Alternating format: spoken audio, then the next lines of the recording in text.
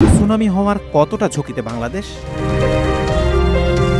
বাংলাদেশ ও মিয়ানমারের মাঝে Burmese plate বলে একটি টেকটনিক প্লেট রয়েছে, যেখানে কোনো রকম নড়াচড়া হলে বড় ধরনের ভূমিকম্প হওয়ার ঝুঁকি রয়েছে। সেখানে বড় ভূমিকম্প হলে অবশ্যই আশেপাশের সাগরে বড় ধরনের সুনামি তৈরি হবে, আর এরকম কিছু হলে সেটা বাংলাদেশের জন্য অত্যন্ত বিপজ্জনক হবে। কারণ এর ফলে যে ভয়াবহ সুনামির সৃষ্টি হবে তাতে ঘন জনবসতির বাংলাদেশে উপকূলীয় এলাকায় ব্যাপক ক্ষয়ক্ষতি ও প্রাণহানি হতে পারে। তবে আশার বিষয় হলো বঙ্গোপসাগরে শিগগিরই বড় ধরনের ভূমিকম্পের শঙ্কা নেই। ১৯৬২ সালের ২ এপ্রিল আরাকান কোস্টে প্রায় ৮.৫ মাত্রার একটি ভূমিকম্প হয়েছিল। সে সময়কার তথ্যে জানা যায় তখন বড় ধরনের সুনামি তৈরি হয়েছিল, যা উপকূল থেকে অনেক দূর পর্যন্ত ভেতরে এসে পৌঁছায়।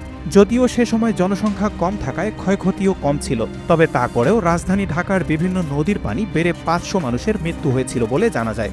এরপর আর এই অঞ্চলে কোনো বড় সুনামির তথ্য পাওয়া যায়নি।